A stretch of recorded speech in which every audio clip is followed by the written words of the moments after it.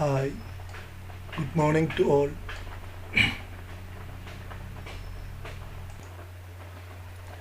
എല്ലാവർക്കും നമ്മുടെ online class റൂമിലേക്ക് സ്വാഗതം. നമ്മൾ ഇന്ന് എടുക്കാൻ ഉദ്ദേശിക്കുന്നത് ഡിസിഷൻ മേക്കിംഗ് പ്രോസസ്സാണ്. അതേപോലെ ഡിസിഷൻ മേക്കിംഗ് പ്രോസസ്സിൽ ഒരു ഓർഗനൈസേഷൻസിലെ ഡിസിഷൻ മേക്കിംഗ് പ്രോസസ്സിൽ ഏതൊക്കെ എക്കണോമിക് തിയറീസാണ് നമ്മൾ അപ്ലൈ ചെയ്യുന്നത് എന്നുള്ളതാണ്. The decision making and applications of economic theories in decision making.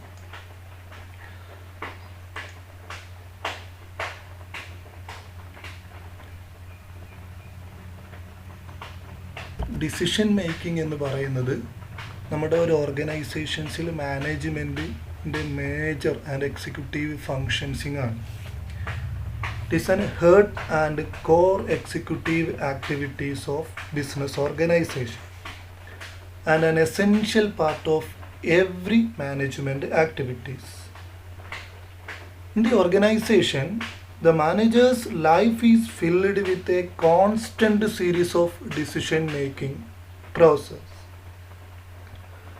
That is, to invest the profit, what to do an employee who is always late, where should be the firm warehouse is built, what subject will have a top priority at a departmental meeting, and every decision activities of day-to-day business activities of the undertaking. So, decision making is an essential part of every manager's under any organization. The word decision making is derived from the Latin word decido. It means to cut off. Thus, to decide means to come to a conclusion. We know that a decision is a choice made from available alternatives to represent a course of action about what must or must not be done. One of the important definition of decision making is the process of selecting one action from two or more alternative course of action. The another definition by George R. Terry, decision making is the selection based on some criteria from two or more possible alternatives. Briefly, decision making is the selection of best possible alternatives. Decision making എന്ന് പറയുന്നത് ഒരു ഓർഗനൈസേഷൻസിൻ്റെ മാനേജ്മെൻറ്റിൻ്റെ ഫങ്ഷൻസിൽ വളരെ വളരെ important ആയിട്ട്, അല്ലെങ്കിൽ ഒരു മാനേജ്മെൻറ്റിൻ്റെ functions എന്ന് പറയുന്നത് തന്നെ ഡിസിഷൻ മേക്കിംഗ് ആണ്. നമ്മൾ പറയാറുണ്ട്, മാനേജ്മെൻറ്റ് നിങ്ങൾ ഒരുപാട് ഫങ്ഷൻസ് പഠിച്ചിട്ടുണ്ട്. ഇപ്പോൾ planning, organising, staffing, directing, controlling എന്നുള്ള ഫങ്ഷൻസാണ് നിങ്ങൾ പഠിച്ചിട്ടുണ്ടാകുക. ആ എവ്രി ഫങ്ഷൻസിലും അവിടെ ഡിസിഷൻ മേക്കിംഗ് ആണ് നടക്കുന്നത്. ഇപ്പോൾ ഓർഗനൈസേഷനിങ് ആണെങ്കിൽ ആ മെറ്റീരിയൽ എവിടെ നിന്നാണ് കിട്ടുക, അവിടെ നിന്ന് നമുക്ക് കളക്ട് ചെയ്യാൻ വേണ്ടിയിട്ട് പറ്റും, എങ്ങനെയാണ് നമ്മൾ അറേഞ്ച് ചെയ്യേണ്ടത്, അതിൻ്റെ സീക്വൻസ് ഓഫ് ആക്ടിവിറ്റീസ് എങ്ങനെയാണ്, ഇതൊക്കെ ഡിസിഷൻ മേക്കിംഗ് ആണ്. സ്റ്റാഫിംഗ് ആണെങ്കിൽ അവിടെ നമ്മൾ ഹ്യൂമൻ റിസോഴ്സ് മാനേജ്മെൻറ്റിലൊക്കെ പഠിച്ചിട്ടുണ്ട്. റിക്രൂട്ട്മെൻറ്റ് നടത്തുന്നത് എങ്ങനെയാണ്, എന്തൊക്കെയായിരിക്കണം ക്വാളിഫിക്കേഷൻ നമ്മൾ ഡിസൈഡ് ചെയ്യുന്നു, എന്ത് ക്രൈറ്റീരിയ ബേസിലാണ് നമ്മൾ സെലക്ട് ചെയ്യുക എന്ന് നമ്മൾ ഡിസൈഡ് ചെയ്യുന്നു. അതേപോലെ തന്നെ അവർക്ക് എന്ത് സാലറി നമ്മൾ കൊടുക്കണം, എങ്ങനെയാണ് നമ്മൾ അപ്രൈസൽ നടത്തേണ്ടത്, ഇങ്ങനെ ഒരുപാട് ഹ്യൂമൻ റിസോഴ്സ് റിലേറ്റഡ് ആയിട്ടുള്ള activities, everything as A decision making process. അതുപോലെ ഡയറക്റ്റിംഗ് ആണെങ്കിലും കൺട്രോളിംഗ് ആണെങ്കിലും ഒക്കെ അവിടെ ഡിസിഷൻ മേക്കിംഗ് പ്രോസസ്സാണ് മാനേജ്മെൻറ്റ് ആക്ടിലെ ഫങ്ഷനിൽ നടക്കുന്നത്. അപ്പോൾ അതുകൊണ്ട് തന്നെ നാരോ സെൻസിൽ ബ്രോഡ് കേസസ് നമ്മൾ പറയുകയാണെങ്കിൽ planning and decision making are the main functions of the management എന്നാണ് നമ്മൾ പറയുന്നത്. ഇപ്പോൾ ഡിസിഷൻ മേക്കിംഗ് വളരെ ഇമ്പോർട്ടൻ്റ് ആയിട്ടുള്ള ഒരു ഫങ്ഷനാണ് മാനേജ്മെൻറ്റിൻ്റെ കേസ്. ഒരു മാനേജ്മെൻറ്റ് ഓർഗനൈസേഷൻസിൽ വർക്ക് ചെയ്യുമ്പോൾ അവർ എന്തൊക്കെ ഡേ ടു ഡേ ആക്ടിവിറ്റീസിൽ ലോട്ട് ഓഫ് ഡിസിഷൻസ് എടുക്കും. ഒരു ഹൺഡ്രഡ്സ് ഓഫ് ഡിസിഷൻസ് ടേക്കപ്പ് ചെയ്യുന്നുള്ളതാണ്. അതിൽ സ്ട്രാറ്റജിക് ഡിസിഷൻസ് ഉണ്ടാകാം, day to day activities related ആയിട്ടുള്ള ഡിസിഷൻ ഉണ്ടാകാം. അപ്പോൾ മാനേജർ എന്ത് ചെയ്യുന്നോ അത് ഡിസിഷൻ മേക്കിംഗ് പ്രോസസ്സ് ആയിരിക്കും എന്നാണ് പറയുന്നത്. ദാറ്റ് മീൻസ് പീറ്റർ ഡ്രക്കറുടെ ഒരു പ്രശസ്തമായിട്ടുള്ള വേർഡുണ്ട്, whatever a manager does he does through decision making. അതായത് മാനേജർ എന്ത് ചെയ്യുന്നതാണെങ്കിലും അത് എന്തിലൂടെയാണ് ചെയ്യുക? ഡിസിഷൻ മേക്കിംഗ് എന്ന് പറയുന്ന പ്രോസസ്സിലൂടെയാണ് അവർ ചെയ്യുക. അപ്പോൾ അതുകൊണ്ട് തന്നെ ഡിസിഷൻ മേക്കിങ്ങിന് വളരെ പ്രാധാന്യമുണ്ട് ഇവിടെ മാനേജ്മെൻറ്റ് ആക്ടിവിറ്റീസിൽ അല്ലെങ്കിൽ ഒരു ഓർഗനൈസേഷൻസിൻ്റെ ആക്ടിവിറ്റീസിൽ. അപ്പോൾ നമ്മൾ അതിൻ്റെ മീനിങ്ങിലേക്ക് പോകാം. ഈ ഡിസിഷൻ മേക്കിംഗ് എന്നുള്ള വേർഡ്സ് വന്നിരിക്കുന്നത് ലാറ്റിൻ വേർഡായ ഡിസൈഡോ എന്ന് പറയുന്ന വേർഡിൽ നിന്നാണ്. ആ ഡിസൈഡോയുടെ word meaning to cut off എന്നാണ്. അപ്പോൾ നമുക്കറിയാം കട്ട് ഓഫ്, ഇത് ഡിസിഷൻ മേക്കിംഗ് എന്ന പ്രോസസ്സിൽ നമ്മൾ ചെയ്യുന്നതും കട്ട് ഓഫ് തന്നെയാണ്. നമുക്ക് ഒരുപാട് ഓൾട്ടർനേറ്റീവ്സ് അവൈലബിൾ ആണ്. അപ്പോൾ ആ ഒരു ഓൾട്ടർനേറ്റീവ്സ് മൊത്തമായിട്ട് നമ്മൾ കൺസിഡർ ചെയ്തു, അതിനെപ്പറ്റി നമ്മൾ പഠിച്ചു. എന്നിട്ട് നമ്മൾ എന്ത് ചെയ്യുന്നു? അതിൽ നിന്ന് ഏതെങ്കിലും ഒരു ബെസ്റ്റ് ഓൾട്ടർനേറ്റീവ് ഡിസിഷൻ നമ്മൾ ടേക്കപ്പ് ചെയ്യുകയാണ് ഡിസിഷൻ മേക്കിംഗ് എന്ന് പറയുന്ന പ്രോസസ്സിലൂടെ ഓർഗനൈസേഷൻസിൻ്റെ മാനേജ്മെൻറ്റ് ചെയ്യുന്നത്. നെക്സ്റ്റ് അതിൻ്റെ ഡെഫിനിഷൻസ് ആണ്. Decision making is the process of selecting one action from 2 or more alternative course of action. അപ്പോൾ ഒന്നിൽ കൂടുതൽ അല്ലെങ്കിൽ രണ്ടിൽ കൂടുതലോ അവൈലബിൾ ആയിരിക്കുന്ന ഓൾട്ടർനേറ്റീവ് കോഴ്സ് ഓഫ് ആക്ഷനിൽ നിന്ന് ഒരു ബെസ്റ്റ് വൺ അല്ലെങ്കിൽ ഒരു കോഴ്സ് ഓഫ് ആക്ഷൻസ് സെലക്ട് ചെയ്യുന്ന പ്രോസസ്സിനെയാണ് നമ്മൾ എന്ത് പറയുന്നത്? ഡിസിഷൻ മേക്കിംഗ് എന്ന് പറയുന്നത്. അനദർ ഡെഫിനിഷൻസ് ആണ് ജോർജ് ആർ ടെറിയുടെ definition. Decision making is the selection based on some criteria from 2 or more possible alternative. കുറച്ചും കൂടിയും അഡ്വാൻസ് ആയിട്ടാണ് അവർ പറയുന്നത്. സെലക്ഷൻ തന്നെയാണ്, പക്ഷെ ആ സെലക്ഷൻ എങ്ങനെയാണ് നടത്തുന്നത്? Based some criteria. നമ്മൾ ആ സെലക്ട് ചെയ്യുന്നതിന് കുറച്ച് ക്രൈറ്റീരിയ അല്ലെങ്കിൽ കണ്ടീഷൻസ് ഒക്കെ ഉണ്ടാവും.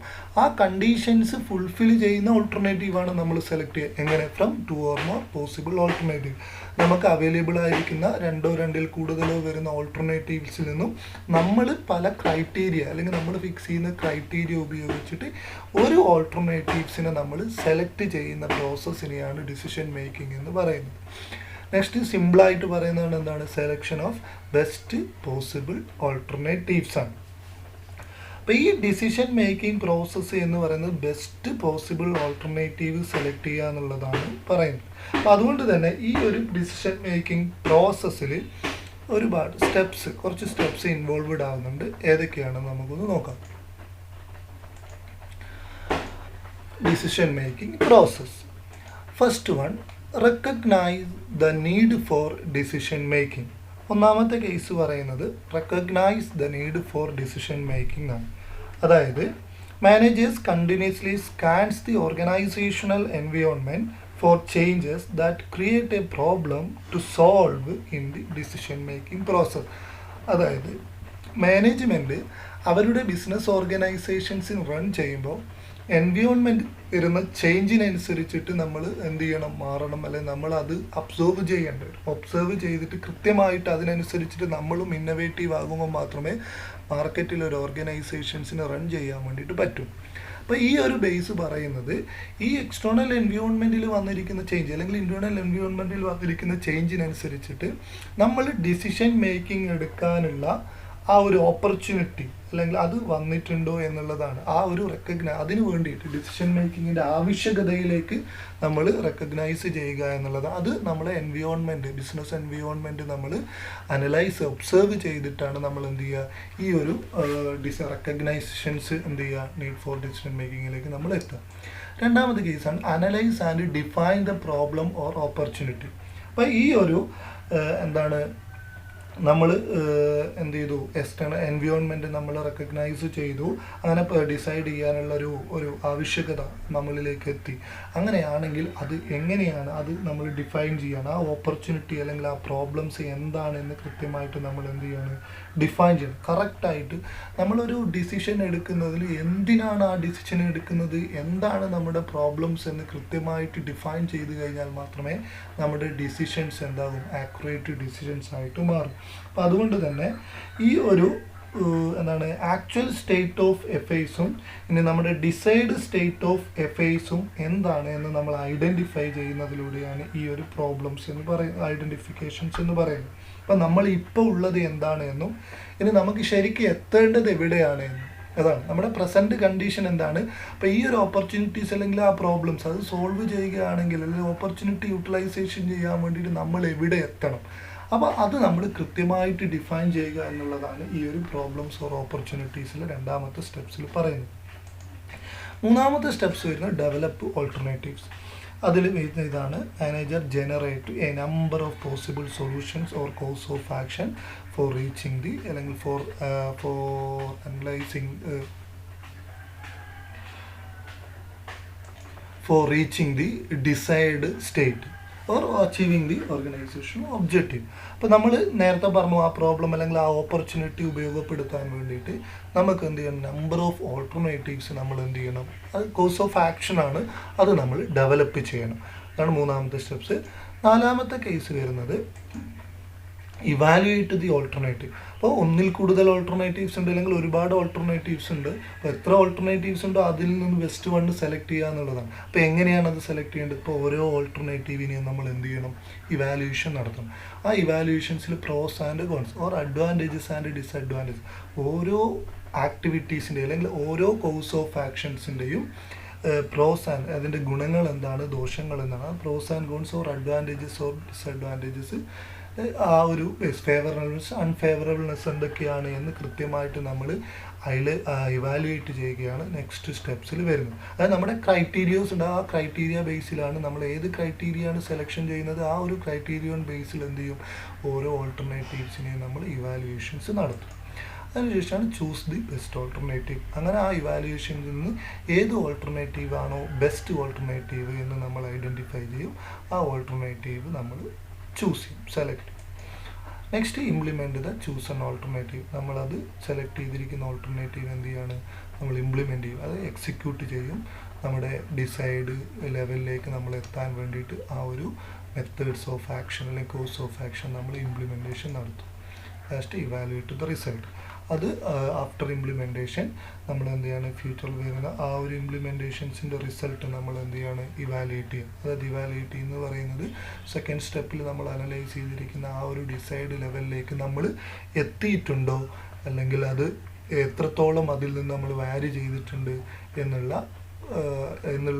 ഐഡൻറ്റിഫൈ ചെയ്യുന്നതിനെയാണ് ഇവാലുവേഷൻ പ്രോസസ്സ് എന്ന് പറയാം. വേണമെങ്കിൽ കറക്റ്റീവ് മെഷേഴ്സൊക്കെ ടേക്കപ്പ് ചെയ്യുന്നത് ഈ ഒരു പ്രോസസ്സിലായിരിക്കും. അല്ലെങ്കിൽ നമ്മൾ ഡിസിഷൻ മേക്കിങ്ങിൻ്റെ കറക്റ്റ്നെസ് ആക്യുറസി നമ്മൾ ഇവാലുവേറ്റ് ചെയ്യുന്നത് അതിൻ്റെ റിസൾട്ടിൻ്റെ ബേസിലായിരിക്കും. അതാണ് ലാസ്റ്റ് സ്റ്റെപ്സ് പറയുന്നത്, ഇവാലുവേറ്റ് ദി റിസൾട്ട്. അപ്പോൾ ഓർമ്മിക്കുക, സിമ്പിൾ പ്രോസസ്സാണ് ഡിസിഷൻ മേക്കിംഗ് പ്രോസസ്സ് എന്ന് പറയുന്നത്. നമ്മുടെ മെൻ്റലി ആക്ച്വലി നമ്മുടെ നടന്നു പോകുന്നതാണ്. നമ്മുടെ ജീവിതത്തിലൊക്കെ ഒരുപാട് ഡിസിഷൻ മേക്കിംഗ് പ്രോസസ്സ് നമ്മൾ എടുക്കുന്നുണ്ട്. അതിൽ ഈ ഒരു പോസിബിലിറ്റീസ് തന്നെയാണ് നമ്മൾ ഫോളോ ആക്കുന്നത്. പക്ഷേ നമ്മുടെ മൈൻഡിൽ അത് അറിയാതെ കടന്നു പോകുന്നു എന്ന് മാത്രമേ ഉള്ളൂ. പക്ഷേ ഇത് ഓർഗനൈസേഷൻസിൽ ഒരു കോഴ്സ് ഓഫ് ആക്ഷൻസ് ആയതുകൊണ്ട് തന്നെ നമ്മൾ കറക്റ്റ് സ്റ്റെപ്സ് പ്രോസസ്സ് ഐഡൻറ്റിഫൈ ചെയ്തിട്ടാണ് നമ്മൾ പ്രോസസ്സിൽ പോകുന്നത്, ഡിസിഷൻ മേക്കിംഗ് പ്രോസസ്സ് കടന്നു പോകുന്നത്. അത് ഒന്നാമത്തെ സ്റ്റെപ്സ് ഓർമ്മിക്കുക. ഒന്നാമത്തെ recognize the need for decision making. Second one, analyze and define the problem or opportunities. Third one, develop alternatives course of action. Fourth one, evaluate the alternative course of action and choose the best alternatives action and implement the chosen alternatives, and last, evaluate the result. Next concept ആണ് theories of decision making. നമ്മൾ decision making പ്രോസസ്സിൽ വരുന്ന school of thoughts അല്ലെങ്കിൽ തിയറീസാണ്. 5 theorems ആണ് പറയുന്നത്. ഒന്ന് traditional theory, അതുപോലെ second one classical theory, behavioural theory or administrative model, political model and prospects theory. അപ്പോൾ ഓരോന്നും ജസ്റ്റ് എന്താണെന്ന് മാത്രം ഐഡൻറ്റിഫൈ ചെയ്താൽ മതി. ഓരോന്നും നമുക്ക് നോക്കാം. First one is traditional theory. According to this theory, managerial decisions are taken by the institution. Institution means taking a decision without really considering all alternative. So this approach or this theory is known as institution theory of decision making. Here simply means the manager decide upon a course of action because he feels that the particular course of action is the best one. There is no other criteria considering for decision making process. So the major demerit of this theory is that rational thinking is ignored.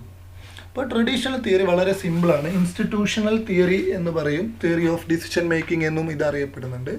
ഇവിടെ ചെയ്യുന്നത് ഇത്രയേ ഉള്ളൂ. ഒരു ഓർഗനൈസേഷൻസിൻ്റെ manager എന്ത് ചെയ്യാണ്, ഒരു course of ആക്ഷനിങ് select ചെയ്യുക. അയാളുടെ മാത്രമുള്ള ഒരു കൺസിഡറേഷൻസിൽ അയാളുടെ കൺസിഡറേഷൻ ആ ഒരു ഓൾട്ടർനേറ്റീവ് കോഴ്സ് ഓഫ് ആക്ഷനാണ് ബെസ്റ്റ് വൺ എന്ന് അയാളുടെ കൺസിഡറേഷനാണ്. അപ്പോൾ ആ ഒരു കൺസിഡറേഷൻസിൻ്റെ ബേസിൽ അയാൾ ഒരു കോഴ്സ് ഓഫ് ആക്ഷൻസ് സെലക്ട് ചെയ്യുക. ഇത് മാത്രമാണ്, വേറെ ഒരു ഫോർമാലിറ്റീസോ അല്ലെങ്കിൽ ഒരു പ്രോസസ്സോ ആ ഒരു ഡിസിഷൻ മേക്കിംഗ് പ്രോസസ്സിൽ നടക്കുന്നത്. മാനേജറുടെ ഡിസിഷൻസ് ആണ് അവിടെ ഏതാണ് കോഴ്സ് ഓഫ് ആക്ഷൻ സെലക്ട് ചെയ്യേണ്ടത്. മറ്റു ഓൾട്ടർനേറ്റീവ്സിൻ്റെ ക്രൈറ്റീരിയ ചെക്കിങ് അങ്ങനെയൊന്നുമില്ല. പക്ഷേ അത് അവരുടെ മൈൻഡിൽ മാനേജർ മാത്രം സ്വന്തമായിട്ട് എന്ത് ചെയ്യുന്നു, ഈ ഓൾട്ടർനേറ്റീവിൽ ബെസ്റ്റ് വൺ ഇതാണ്, അതുകൊണ്ട് ഇത് നമ്മൾ സെലക്ട് ചെയ്യുന്നു എന്നുള്ള ബേസാണ് ഈ ഒരു ട്രഡീഷണൽ തിയറി ഓഫ് ഡിസിഷൻ മേക്കിങ്ങിൽ നടക്കുന്നത്. അതുകൊണ്ട് തന്നെ ഇത് rational it is not rational എന്നുള്ള ഒരു ബേസാണ്. അതിൻ്റെ ഡിമെറിറ്റ്സ് ആയിട്ട് പറയുന്നത്, മേജർ ഡിമെറിറ്റ്സ് എന്ന് പറയുന്നത് റേഷണൽ തിങ്കിങ് ഈസ് ഇഗ്നോർഡ് എന്നാണ്. അവിടെ റേഷണൽ തിങ്കിങ് നടക്കുന്നില്ല. അതുകൊണ്ട് തന്നെ ഈ ട്രഡീഷണൽ തിയറി ഇപ്പോൾ ആരും ഉപയോഗിക്കാറൊന്നുമില്ല. ജസ്റ്റ് എന്നാലും പല സിറ്റുവേഷൻസിനനുസരിച്ചിട്ടാണ് ഓരോ അപ്രോച്ചസും തിയറംസും നമ്മൾ അപ്ലൈ ചെയ്യുന്നത്. അപ്പോൾ traditional theory one of the method of theories of decision making. Second one ആണ് classical theory. Next one is classical theory. So this theory implies that the decisions are made rationally after considering all advantages and disadvantages of all the alternatives course of action carefully. The decision makers select the alternatives that will maximize the return to the organization. അപ്പോൾ ഇത് കുറച്ചും കൂടി better ആയിട്ടുള്ള ഒരു മെത്തേഡ്സാണ്. എല്ലാ course of ആക്ഷൻ്റെയും എല്ലാ alternative course of ആക്ഷൻസിൻ്റെയും pros and cons or advantages or disadvantages, അതിൻ്റെ ബെനിഫിറ്റ് എന്താണ്, അല്ലെങ്കിൽ അതിൻ്റെ അഡ്വാൻറ്റേജസ് എന്താണ്, ഡിസഡ്വാൻറ്റേജസ് എന്താണ് എന്ന് കൃത്യമായിട്ട് ഇവാലുവേറ്റ് ചെയ്തിട്ട് അതിൽ നിന്നൊരു ബെസ്റ്റ് വൺ സെലക്ട് ചെയ്യുന്ന മെത്തേഡാണ് ക്ലാസിക്കൽ തിയറി. അപ്പോൾ ഈ അഡ്വാൻറ്റേജസിൻ്റെയും ഡിസഡ്വാൻറ്റേജസിൻ്റെയും ബേസിൽ തന്നെ നമ്മൾ സെലക്ട് ചെയ്യുന്നത് കൊണ്ട് ആ ഒരു അപ്രോച്ചസിൽ എടുക്കുന്ന ഡിസിഷൻ മേക്കിംഗ് എപ്പോഴും എന്തായിരിക്കും, ബെസ്റ്റ് വൺ ആയിരിക്കും. ഓർഗനൈസേഷൻസിൻ്റെ റിട്ടേൺസ് അല്ലെങ്കിൽ അവർക്ക് കൂടുതൽ റിട്ടേൺസ് ഈ ഒരു ഡിസിഷൻ മേക്കിംഗ് പ്രോസസ്സിലൂടെ അവർക്ക് കിട്ടുമെന്നുള്ളതാണ്. Maximise the returns of the organisations ആണ്. അപ്പോൾ ദിസ് ക്ലാസിക്കൽ തിയറീസ് അല്ലെങ്കിൽ classical approaches or classical models of this theory decision making is considered as a normative ആണ്. അപ്പോൾ നോർമാറ്റീവ് നമ്മൾ എന്താണെന്ന് നമ്മൾ എന്ത് ചെയ്തിട്ടുണ്ട്, പറഞ്ഞിട്ടുണ്ട്. പോസിറ്റീവ് ആൻഡ് നോർമാറ്റീവ് എന്നുള്ള കൺസിഡറേഷൻ നമ്മൾ കഴിഞ്ഞ ക്ലാസ്സിൽ ഡിസ്കസ് ചെയ്തിരുന്നു. അപ്പോൾ ഇത് നോർമാറ്റീവ് ആണ് പറയുന്നത്. That is it define how A decision maker should make decision. എങ്ങനെയാണ് ഒരു ഡിസിഷൻ മേക്കർ ആ ഡിസിഷൻസ് എടുത്തിരിക്കുന്നത് എന്ന് കൃത്യമായിട്ട് ഇതിൽ ഡിഫൈൻ ചെയ്തിരിക്കും. അതാണ് അഡ്വാൻറ്റേജസും ഡിസഡ്വാൻറ്റേജസിൻ്റെയും ബേസിൽ. അപ്പോൾ കൂടുതൽ അഡ്വാൻറ്റേജസ് ഉള്ളതാണ് നമ്മൾ എന്ത് ചെയ്യുക, സെലക്ഷൻസ് നടത്തുക. ഇതാണ് രണ്ടാമത്തെ approach theory of decision making, classical theory of decision making. Next one ആണ് behavioural theory or administrative model. This theory implies that a manager makes decision not only on the basis of facts and figures but also on the basis of his institution, thinking capacity, habit and value system. Basically, this model describes how managers actually make decisions in difficult situations such as uncertainty, ambiguity, etc. അപ്പോൾ മൂന്നാമത്തെ approach behavioural theory or administrative model എന്ന് പറയുന്നത് കുറച്ചുകൂടി advance ആണ്, അല്ലെങ്കിൽ കുറച്ചും കൂടി level കൂടിയതാണ്. അപ്പോൾ ഈ തിയറി പറയുന്ന ഇതാണ്: managers make decision not only on the basis of the fact, അതായത് നമ്മുടെ ക്ലാസിക്കൽ തിയറിയിൽ പറഞ്ഞിരിക്കുന്ന ഫാക്ട് മാത്രം, അഡ്വാൻറ്റേജസും disadvantages of the alternative course of actions മാത്രമല്ല ഇതിൽ കൺസിഡർ ചെയ്യുന്നത്, but also the basic of his institution, thinking capacity, habit and value system. ആ ഏത് ഓർഗനൈസേഷനിലാണോ ഈ ഡിസിഷൻ എടുക്കുന്നത് ആ ഓർഗനൈസേഷൻസിൻ്റെ നാച്ചറും അതിൻ്റെ കപ്പാസിറ്റിയും ആ ഒരു തിങ്കിങ്, അതിൻ്റെ ആ ഒരു ഓർഗനൈസേഷൻ റിലേറ്റഡ് ആയിരിക്കുന്ന ഫാക്ടേഴ്സും നമ്മൾ കൺസിഡർ ചെയ്യും. അതേപോലെ ഓൾട്ടർനേറ്റീവ് കോഴ്സ് ഓഫ് ആക്ഷൻസിൻ്റെ ബെസ്റ്റ്നെസ് അല്ലെങ്കിൽ അഡ്വാൻറ്റേജസും കൺസിഡർ ചെയ്യും. ഇത് രണ്ടും ഒരേ സമയത്ത് കൺസിഡറേഷൻ ചെയ്തുകൊണ്ടാണ് നമ്മൾ എന്ത് ചെയ്യുന്നത്, behavioural theory or administrative model decision making പ്രോസസ്സിൽ വരുന്നത്. അതുകൊണ്ട് തന്നെ ഈ ഒരു ഇതിൻ്റെ ആദ്യമായിട്ട് ബിഹേവിയറൽ മോഡൽസ് ഇൻട്രൊഡ്യൂസ് ചെയ്തിരിക്കുന്നത് ഹെർബർട്ട് എ സൈമൺ എന്ന് പറയുന്ന ആളാണ്. അയാൾ നോബൽ പ്രൈസ് വിന്നറാണ്. അയാൾ രണ്ട് കോൺസെപ്റ്റ് ഇൻട്രൊഡ്യൂസ് ചെയ്തിട്ടുണ്ട് ഇതിൽ. വൺ ഈസ് ബൗണ്ടഡ് റേഷണാലിറ്റി എന്നാണ് ഒന്നാമത്തെ കൺസെപ്റ്റ് പറയുന്നത്. രണ്ടാമത്തത് ദ സാറ്റിസ്ഫൈസിങ്. ഒന്ന് ബൗണ്ടഡ് റേഷണാലിറ്റിയും രണ്ടാമത്തത് സാറ്റിസ്ഫൈയിങ് എന്നാണ് പറയുന്നത്. ആ രണ്ട് കോൺസെപ്റ്റിലാണ് behavioural model decision making work ചെയ്യുന്നത്. അതിൽ bounded rationality means that people have limits or boundaries on how rational they can be. Managers do not have the time or ability to process complete information, so they cannot solve a complex problem in a rational way. They will resort to satisfice. Satisficing means choosing the first alternative that appears to be satisfactory. They look for a satisfactory level of return rather than the maximum return.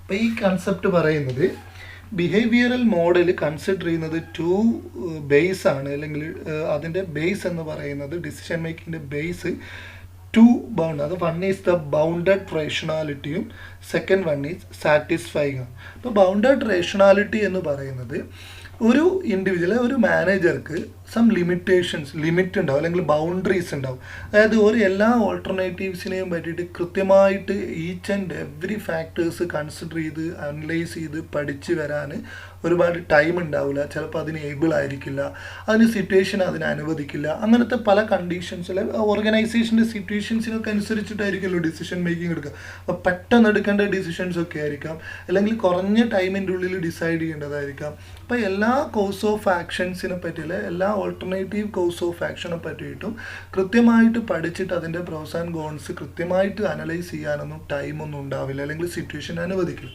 അപ്പോൾ അങ്ങനത്തെ situation വരുമ്പോൾ complexity അല്ലെങ്കിൽ അവരുടെ complex പ്രോബ്ലംസിനൊന്നും, അല്ലെങ്കിൽ ആ ഒരു നേരത്തെ പറഞ്ഞിരിക്കുന്ന ക്ലാസിക്കൽ തിയറി അപ്രോച്ചസ് വെച്ചിട്ട് അതിൻ്റെ പ്രോസ് ആൻഡ് കോൺസിൻ്റെ ബേസിൽ മാത്രം നമുക്ക് ഡിസൈഡ് ചെയ്യാൻ വേണ്ടി പറ്റുള്ളൂ. അപ്പോൾ ആ സിറ്റുവേഷൻസിലാണ് രണ്ടാമത്തെ കൺസിഡറേഷനിലെ രണ്ടാമത്തെ ബേസ് വരുന്നത് സാറ്റിസ്ഫൈയിങ് എന്നുള്ളത്. സാറ്റിസ്ഫൈയിങ് എന്ന് പറയുന്നത് means the choosing the first alternative that appear to be satisfactory. അപ്പോൾ ഈ ഒരു ഫസ്റ്റ് അപ്പിയറൻസിൽ തന്നെ അവർക്ക് സാറ്റിസ്ഫാക്ടറി ആയിട്ട് കൺസിഡർ ചെയ്യുന്നത്. അപ്പോൾ നമ്മൾ എല്ലാ കാര്യങ്ങളും ഈച്ച് ആൻഡ് എവറിത്തിങ്സ് പഠിക്കാൻ ടൈമില്ല, അല്ലെങ്കിൽ അത് സിറ്റുവേഷൻ അനുവദിക്കുന്നില്ല. അപ്പോൾ ആ സിറ്റുവേഷൻസിൽ നമ്മൾ മൊത്തത്തിലൊരു വിലയിരുത്തൽ നടത്തിയിട്ട് അതിൽ ബെസ്റ്റ് വൺ ആണ് എന്നാണ് നമുക്ക് തോന്നിയിരിക്കുന്ന ഒരു ഓൾട്ടർനേറ്റീവ് നമ്മൾ എന്ത് ചെയ്യും, സെലക്ട് ചെയ്യും. അപ്പോൾ ഇതാണ് സാറ്റിസ്ഫൈയിങ് എന്ന് പറയുന്നത്. പക്ഷേ ഈ ഒരു ബേസിക് എയിം എന്ന് പറയുന്നത് മാക്സിമം റിട്ടേൺ അല്ല, but it is a satisfactory returns. ഓർഗനൈസേഷൻസിൽ മാക്സിമം റിട്ടേൺസ് അവർ പ്രതീക്ഷിക്കുന്നില്ല, പക്ഷേ എന്താണ്, സാറ്റിസ്ഫാക്ടറി റിട്ടേൺസ് ആണ് അവർ ഇതിൽ പ്രതീക്ഷിക്കുന്നത്. അപ്പോൾ ഇതാണ് ബിഹേവിയറൽ തിയറീസ് അല്ലെങ്കിൽ അഡ്മിനിസ്ട്രേറ്റീവ് മോഡൽസ് എന്ന് പറയുന്നത്.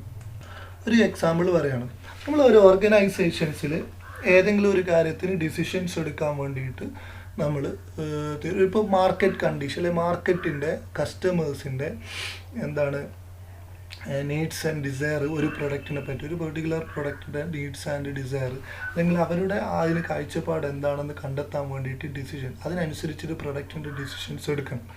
അപ്പോൾ ഒരു കൺസ്യൂമബിൾ പ്രൊഡക്റ്റ്, ഒരു ഫുഡ് ഐറ്റംസ് ആണെന്ന് വിചാരിക്കുക. അപ്പോൾ അതിൽ ടേസ്റ്റ്, അതിൽ സാറ്റിസ്ഫൈഡ് ആണോ, ഇങ്ങനെയൊക്കെ വിചാരിച്ചിട്ട് അതിനനുസരിച്ചിട്ട് നമ്മുടെ പ്രൊഡക്റ്റിൻ്റെ എന്താണ് ടേസ്റ്റ് ആൻഡ് പ്രിഫറൻസ്, ടേസ്റ്റ് നമ്മൾ ചേഞ്ച് ചെയ്യാൻ ഉദ്ദേശിക്കുകയാണ്. പക്ഷേ അതിനെ പറ്റിയിട്ട് നമ്മൾ കൃത്യമായിട്ട് ഐഡൻറ്റിഫൈ ചെയ്യണമെങ്കിൽ മാർക്കറ്റിൽ നിന്ന് അത് ഉപയോഗിക്കുന്ന കസ്റ്റമേഴ്സിൽ നിന്ന് നമ്മൾ ഡാറ്റ കളക്ട് ചെയ്യണം. അപ്പോൾ ഈ ഡാറ്റ കളക്ട് ചെയ്യുക എന്ന് പറയുന്നത് വളരെ കോസ്റ്റ്ലിയാണ്, ടൈംലിയാണ്. ഒരുപാട് ടൈം എടുക്കും, ഒരുപാട് കോസ്റ്റ് ചിലവാകും. അപ്പോൾ അങ്ങനെ വരുമ്പോൾ എന്ത് ചെയ്യാൻ പറ്റില്ല, നമുക്ക് ഓരോ കസ്റ്റമേഴ്സിനെയും നമ്മൾ, അല്ലെങ്കിൽ ഒരു ബൾക്ക് കസ്റ്റമേഴ്സിനെ നമ്മൾ കൃത്യമായിട്ട് നമുക്ക് അനലൈസ് ചെയ്തുകൊണ്ട് അവരതിനോട് ഫേവറബിൾ ആണോ അൺഫേവറബിൾ ആണോ നമ്മുടെ ടേസ്റ്റിനോട് എന്ന് നമുക്ക് പറയാൻ വേണ്ടിയിട്ട് പറ്റില്ല, അല്ലെങ്കിൽ അങ്ങനെ ഡിസൈഡ് ചെയ്യാൻ വേണ്ടിയിട്ട് പറ്റില്ല. അപ്പോൾ നമ്മൾ ഓട്ടോമാറ്റിക്കലി എന്ത് ചെയ്യാണ്, നമ്മളൊരു പെർട്ടിക്കുലർ വ്യൂസിൽ നമ്മുടെ ഓർഗനൈസേഷൻസിൽ വരുന്ന കുറച്ച് ആ പ്രോഡക്റ്റ് വാങ്ങുന്ന കുറച്ച് കസ്റ്റമേഴ്സിനോട് പെട്ടെന്ന് നമ്മൾ ഒരു ഫ്യൂ കസ്റ്റമേഴ്സിനോട് എന്ത് ചെയ്യുന്നു, നമ്മൾ പെട്ടെന്ന് ഡാറ്റ കളക്ട് ചെയ്തിട്ട് അതിൻ്റെ ബേസിൽ എന്ത് ചെയ്യാണ്, അല്ലെങ്കിൽ അതിൻ്റെ ബേസിൽ നമ്മൾ ഡിസിഷൻ കണ്ടക്ട് ചെയ്യുക. അപ്പം ഈച്ച് ആൻഡ് എവറി കസ്റ്റമർ, അല്ലെങ്കിൽ ഒരു സാമ്പിൾ കസ്റ്റമേഴ്സിനെ എടുത്തിട്ട് അവരിൽ നിന്ന് കൃത്യമായിട്ട് അനലൈസ് ചെയ്തിട്ട് അവരുടെ ടേസ്റ്റ് ആൻഡ് പ്രിഫറൻസ് നമ്മൾ കൺസിഡർ ചെയ്യുമ്പോൾ ഒരുപാട് ടൈമും കോസ്റ്റൊക്കെ നമുക്ക് ചിലവാകും. പക്ഷെ അത്രത്തോളം നമുക്ക് ചിലവാക്കാനോട്ടൊക്കെ കോസ്റ്റ് അല്ലെങ്കിൽ ടൈം നമുക്കില്ല, അല്ലെങ്കിൽ അതിനനുസരിച്ചുള്ള കോസ്റ്റ് നമുക്ക് ചിലവഴിക്കാൻ അനുവദനീയമല്ല. അങ്ങനത്തെ സിറ്റുവേഷൻസിലൊക്കെ ഫ്യൂ കസ്റ്റമേഴ്സിൽ നിന്ന് നമ്മൾ എന്ത് ചെയ്യുന്നു, ഡാറ്റ കളക്ട് ചെയ്യുന്നു, അതിൻ്റെ ബേസിൽ നമ്മൾ ഡിസിഷൻ കണ്ടക്ട് ചെയ്യുന്നു. അപ്പോൾ ഇതാണ് ഈ ഒരു ബിഹേവിയറൽ തിയറി ഓർ അഡ്മിനിസ്ട്രേറ്റീവ് മോഡൽസിൻ്റെ ബേസ് എന്ന് പറയുന്നത്. നെക്സ്റ്റ് ബേസ് ആണ് പൊളിറ്റിക്കൽ മോഡൽസ് എന്ന് പറയുന്നത്. അപ്പോൾ അതിൻ്റെ നൈംസ് തന്നെ ഉണ്ട് പൊളിറ്റിക്കൽ മോഡൽ എന്നുള്ളത്. This model or theory is useful for decision making in the following circumstances, such as decisions are complex and involve many people. Second situation, information is ambiguous. Next, disagreement and conflict among managers over problem and solution.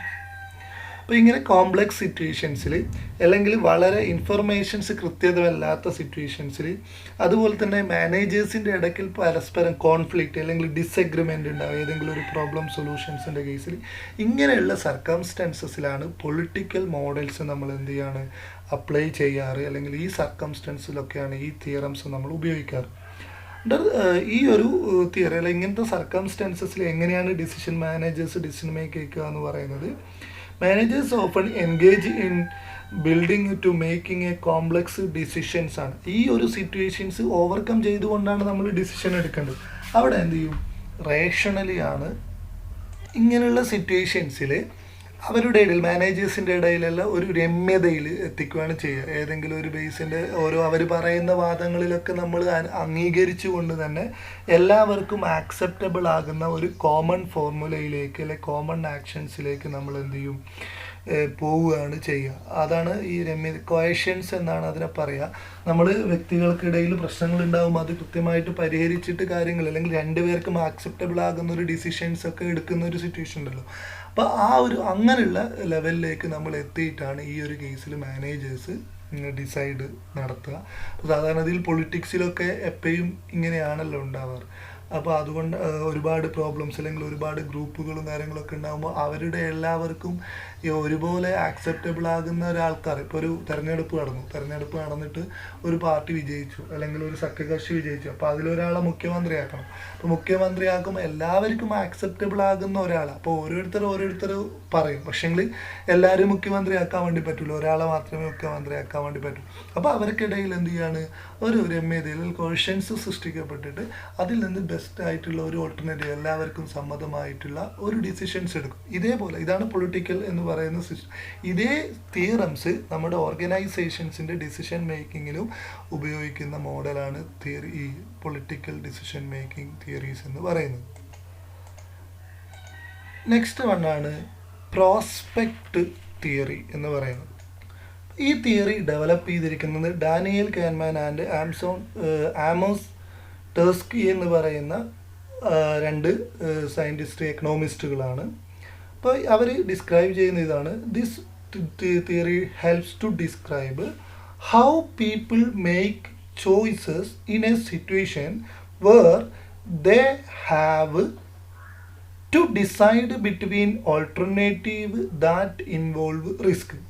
വളരെ riskful ആയിരിക്കുന്ന ഒരു alternative സിറ്റുവേഷൻസിൽ, അല്ലെങ്കിൽ അങ്ങനെ risky ആയിരിക്കുന്ന alternative decide ചെയ്യുന്നതിൽ, അങ്ങനത്തെ സിറ്റുവേഷൻസിൽ best choice നമ്മൾ select ചെയ്യുന്ന സന്ദർഭങ്ങളിൽ, സർക്കംസ്റ്റൻസസിൽ ഉപയോഗിക്കുന്ന ഒരു മോഡലാണ് പ്രോസ്പെക്ട്സ് തിയറി എന്ന് പറയുന്നത്.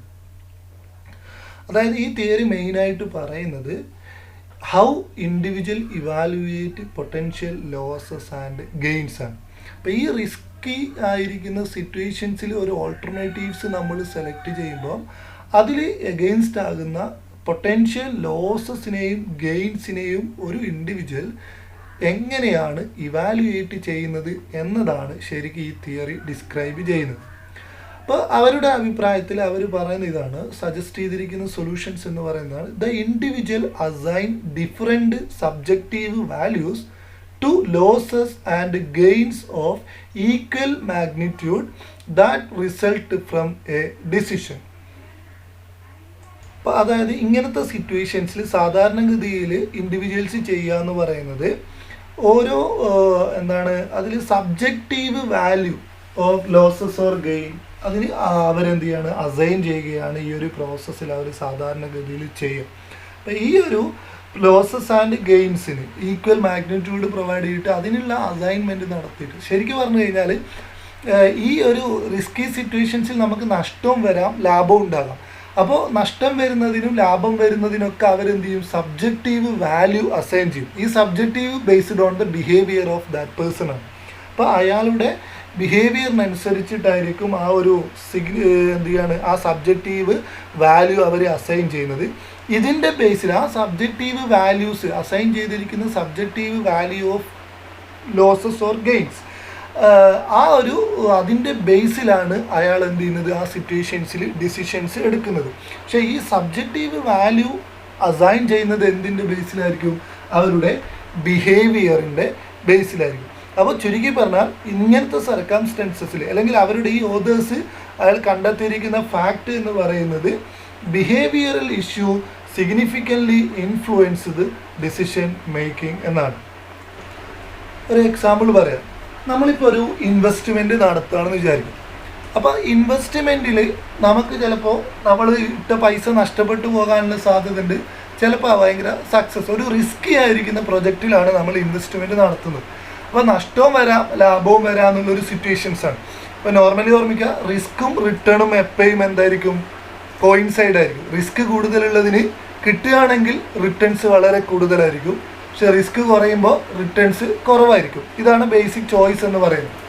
അപ്പോൾ ഒരാൾ എന്ത് ചെയ്യാണ്, കൂടുതൽ റിട്ടേൺസ് ആണ് അയാൾ കൂടുതൽ ഔട്ട്ലൈൻ, അല്ലെങ്കിൽ നമുക്ക് കിട്ടുന്ന റിട്ടേൺസിനാണ് കൂടുതൽ പ്രാമുഖ്യം നൽകുന്നത്, അല്ലെങ്കിൽ ഔട്ട്കംസ്, നമ്മൾ ഇൻവെസ്റ്റ്മെൻറ്റ് ചെയ്യുന്നതിനുള്ള ഔട്ട്കംസിനാണ് കൂടുതൽ പ്രാമുഖ്യം നൽകുന്നതെങ്കിൽ ആ ഔട്ട്കംസിൻ്റെ ഫേവർ അല്ലെ പ്രോബബിൾനെസ്സിനാണ് അവരെന്ത് ചെയ്യുക, കൂടുതൽ വെയിറ്റേജ് കൊടുക്കുക. അതിനനുസരിച്ചിട്ടായിരിക്കും അവർ ഡിസൈഡ് ചെയ്യും.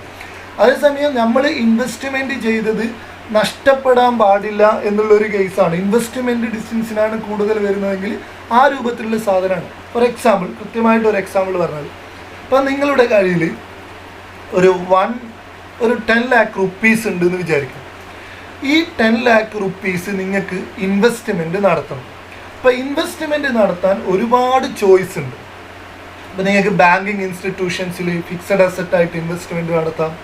ഇനി അല്ലെങ്കിൽ ഏതെങ്കിലും ഒരു ഇപ്പോൾ 2 ചോയ്സ് നിങ്ങൾ സെലക്ട്. ഒന്നാമത്തേത് ഒരു ഗോൾഡ് ബേസിൽ നടത്തുന്ന ഒരു ജ്വല്ലറിയിൽ നിങ്ങൾക്ക് ഇൻവെസ്റ്റ്മെൻറ്റ് നടത്താം. അതേപോലെ നിങ്ങളുടെ ബാങ്കിങ് ഇൻസ്റ്റിറ്റ്യൂഷൻസിൽ നിങ്ങൾക്ക് ഇൻവെസ്റ്റ്മെൻറ്റ് നടത്താം.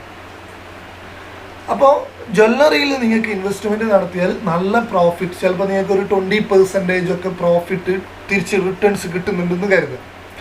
അതേസമയം ബാങ്കിൽ നിങ്ങൾ ഇൻവെസ്റ്റ്മെൻറ്റ് ചെയ്യുമ്പോൾ ചിലപ്പോൾ നിങ്ങൾക്കൊരു 8% അല്ലെങ്കിൽ 7% മാത്രമാണ് റിട്ടേൺസ് കിട്ടുക, ഇൻട്രസ്റ്റ് കിട്ടുക.